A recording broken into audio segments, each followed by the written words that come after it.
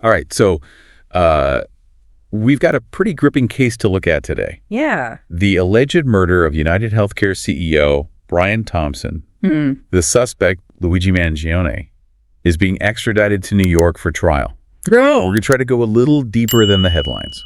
I think this is really interesting because we have a unique opportunity here to go beyond just the sort of news reports and sound bites. Exactly. We have access to some really good legal and law enforcement experts. And so we can really analyze this in a way that, just reading the paper or, looking at, cable news or whatever, you just can't get. Yeah, absolutely. We're going to tackle some big questions too, like what does it mean that Mangione has hired this high-powered lawyer, Karen Friedman, former assistant DA for his defense? Yeah, very experienced. And is there even enough evidence to convict him? That's a great question. And maybe the most interesting thing is this question of, why was Mangione holding on to this potentially incriminating evidence when he was arrested? Yeah, well, let's start by thinking about Mangione's decision to waive extradition from Pennsylvania. Okay. It may seem like a big deal, but it's actually not that surprising. Extradition is really just about confirming identity at that stage. Right, so it's not really a legal strategy or anything. No, the legal battle is going to begin when they get to a New York courtroom. Okay. And that's where having a skilled lawyer like Karen Friedman is really going to make a difference. Her experience, especially in the Manhattan courthouse, could really be a game changer. And she's been on both sides of the courtroom too, right? So she's seen this from every angle. That's right. But let's look at this evidence. Sure. Because on the surface, it seems pretty damning, right? We have a 3D printed gun found on Mangione. That matches the shell casings from the crime scene. Fingerprints were found near the scene. And then there's this 3-page letter found on him that the police are considering a confession. Right. You hit on all the key points. For a strong prosecution, you've got forensic evidence linking Mangione directly to the crime. The letter, seems to outline motive. And his presence at the scene establishes opportunity. So you would think this would be a slam dunk for the prosecution. But, even with all this, a skilled defense attorney can poke holes in it. And that's what we're going to look at. How might Karen Friedman challenge the forensics, the letter, or even Mangione's mental state at the time of the crime. And, Mangione initially cooperated with the police. But then went silent once he got a lawyer. It's interesting, right? You have that letter, that 3-page letter. That seems like a confession. Was he carrying it as a way to get caught? Or was he just so overwhelmed by what he had done that he, just wasn't thinking straight? Those are the questions a good defense attorney is going to raise. And former NYPD Deputy Commissioner John Miller. He says, he has a lot of experience with these types of cases. And he says that he thinks Mangione might have been willing to reveal more. And that valuable information could have been lost because of the timing of his arrest and charging. Which leads to this other question. Why was Mangione still carrying the gun and the letter? When he was arrested at McDonald's, he seems intelligent. This crime seems well planned. Why this seemingly careless mistake? It's really fascinating, to think about the psychology of a suspect, after a crime like this. Perhaps he was in shock or denial. Maybe there was a delayed realization of the severity of his actions leading to this silence.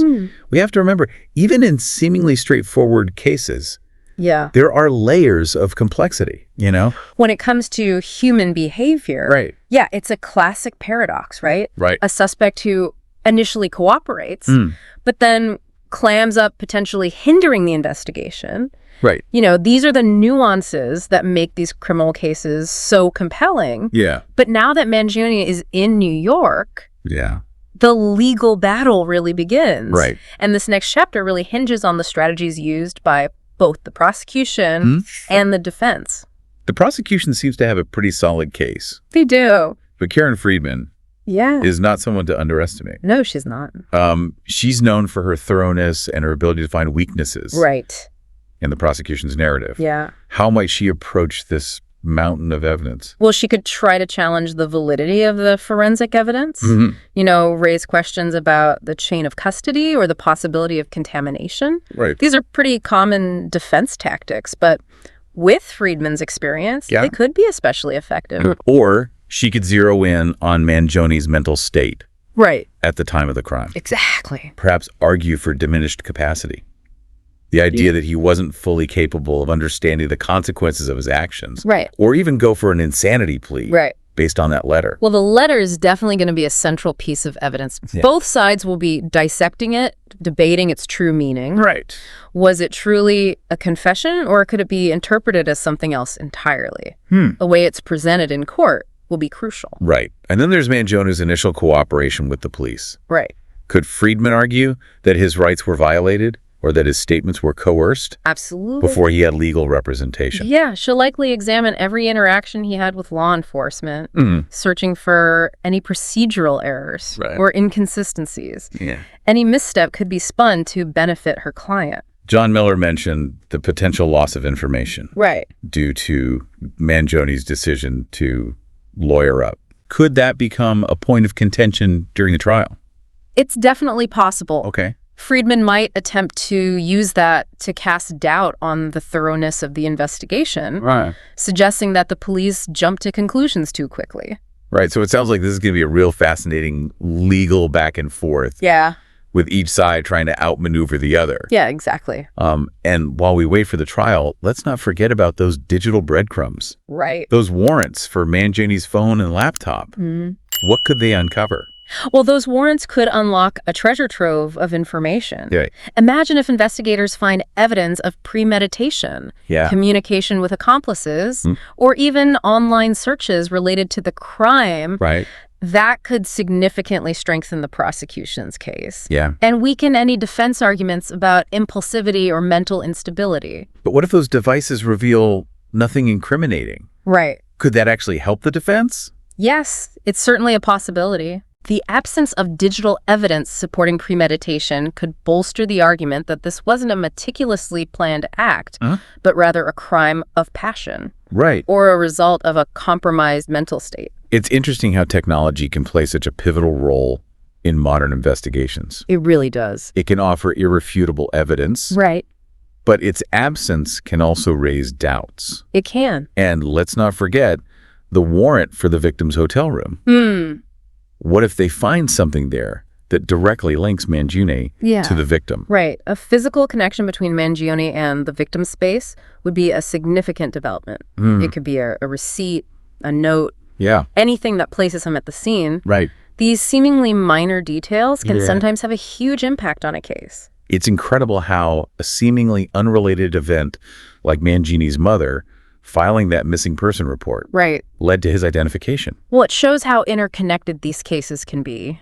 Often unexpected connections emerge, and seemingly insignificant details end up being crucial to solving the puzzle. Right. It's a testament to the work of investigators and the element of chance that sometimes plays a role. This case truly highlights how a combination of meticulous police work, digital forensics, and even a bit of luck can shape the course of justice. It really does. But beyond the legal strategies and the evidence, there's a human element to this story that keeps drawing me in. What led Luigi Mangione down this path? That's the ultimate question, isn't it? Was he truly remorseful, as his initial cooperation with the police might suggest? Or was it a calculated act to mislead investigators?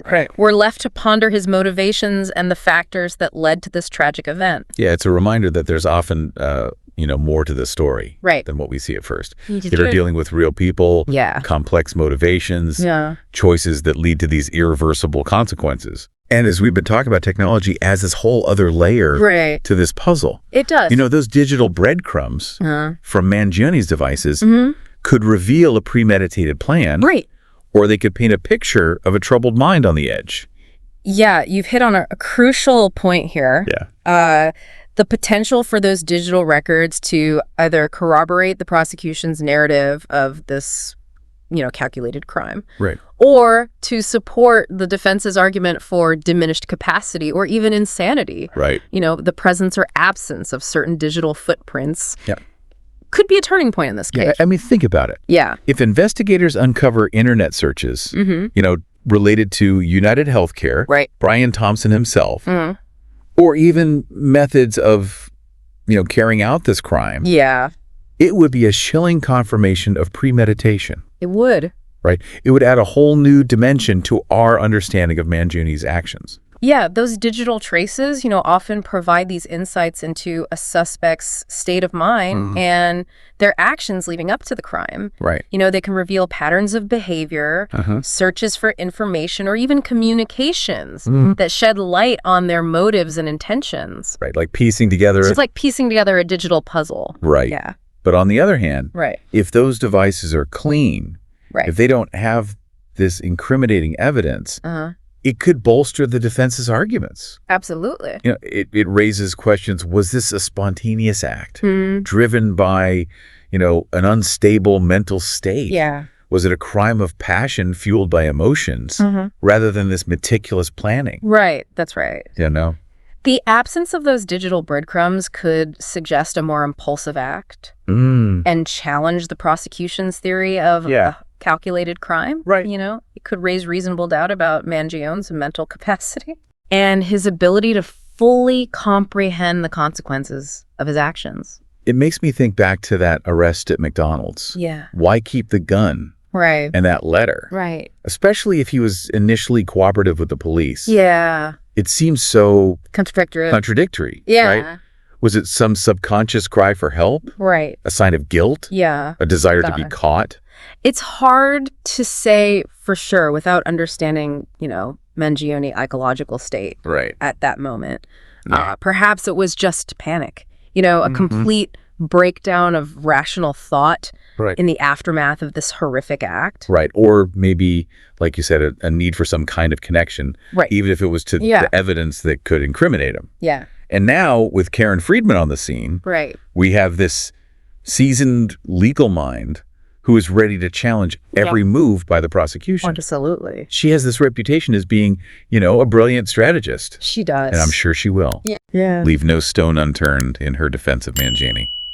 I think Friedman could take several approaches. We've talked about the possibility of challenging the forensic evidence. Right. Or focusing on Mangione's mental state. But she could also try to shift the focus onto the victim. Is there more to Brian Thompson's story than we currently know? Yeah. Were there any conflicts or secrets that could shed light on a possible motive? That's a really fascinating angle. Yeah. By introducing this alternate narrative, she could create reasonable doubt in the minds of the jury. Yeah, she could even try to portray Mangione as a victim himself. Right. Manipulated or wronged by Thompson in some way. It all comes down to which narrative resonates most effectively with the jury. Right. Friedman will have to meticulously construct a defense strategy that casts doubt on the prosecution's case and presents a compelling alternative explanation for Mangione's actions. This case is about so much more than just legal arguments and forensic evidence. It's a reminder of the complexities of human behavior. Absolutely. The impact of mental health and how technology and crime are so intertwined. Right. It forces us to confront these difficult questions about individual responsibility, the pursuit of justice, and the search for truth.